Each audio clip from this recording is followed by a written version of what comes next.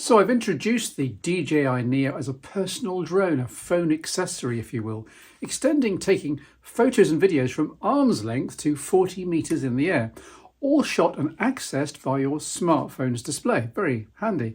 And I've gone over the Neo's design and the tech details, but specific use cases and examples will help show what the Neo can do within its obvious range limitations without a bulky controller. Again, I refuse to get such a thing. Or extra batteries. I don't want to carry around a drone case. The Neo slips in my coat pocket ready to go. I usually forget it's there. So number one, this is perhaps obvious, perhaps trite, but it's the reason I got the Neo in the first place. And I've heard the same for others. Inspecting your roof, or here your church's roof, or anywhere really where you're concerned about slip tiles and wind damage. It's almost impossible to see your roof from ground level without walking 100 metres away. You try it, and even then it's oblique. Far better to get the bird's eye view, and it's easy on the Neo to switch between video and photo mode, so you can grab both while you're aloft. Number two, the traditional drone use case, I guess. It can still be done with the Neo, taking it up to 30 metres, then slowly flying over a picturesque spot, capturing video. Yes, a little cliched, and most really nice spots will have had other people shoot them better before you, but hey, it's fun, especially when on holiday. Just be careful of seaside breeze, of exceeding the maximum flight distance of 50 metres, and of annoying other people and their pets. Dogs go ballistic when they see little hovering drones, I have discovered. Number three, the Neo's autonomous selfie modes are well worth noting Circle, here.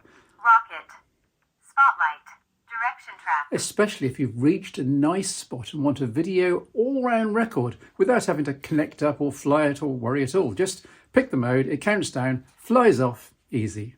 Number four, along similar lines, is the built-in follow mode, with it tracking behind you and best used on country walks or cycles. Now, I've tried the former, but I'm scared to try the latter since round here there are just too many branches and obstacles, and the Neo does not have collision avoidance sensors. At this price, understandably, but it's super for walking as long as the path isn't too narrow. And number five, walking and talking. Not something most Neo owners would do, but I'm different. So much of what I film is solo, so no camera person, no team. And walk and talks are really hard since it's holding a phone at arm's length and trying to look natural. With the Neo, I can wander along with it in direction track mode, chatting away into my phone by my chest, the DJI software cancelling out prop noise, and well, I think the result is quite acceptable. Now, I have tried various other add-on Bluetooth microphones for this, for my iPhone in this case, but the prop noise cancelling software is optimised for the phone microphone, I think, and the voice seems clearer. This is via the phone microphone with the noise cancellation on mild. And now I'm going to switch to using the AirPods as the microphone. So in theory, this is with the AirPods as the microphone, which means I don't have to have the phone anywhere near me. But from my previous testing, the AirPods and the wireless connection plus the noise cancellation does mean that the audio is further degraded. This is with the noise reduction set to pure. So it's just a human voice in theory, everything else cancelled out, which may be worse, may be better.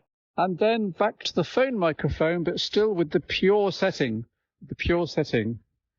There's 3 or 4 different audio options, and I'm not sure any of them are going to be good enough, but we'll see. Now, you may have your own comments about the Neo's video and photo quality, but do note that its 4K video capture is by default being viewed by you after 1080p or worse YouTube downscaling and compressing, so don't judge it too harshly. Viewing the raw video from this on my screens, I've been enormously impressed by the output from a significantly sub £200 drone. As I say, I got this for 120. I've seen others grabbing it on offer at similar prices. So yes, in context, the output and capabilities here are stellar. Others have called it DJI's best drone ever, which sounds odd, seeing what the £1,000 drones can do, but the Neo is all about small, minimalist, value for money. In the next video, I'll talk phone interface, getting content off the drone, plus a few minor rants about things that DJI could and may well fix in the Neo's firmware and in their Fly app on the phone.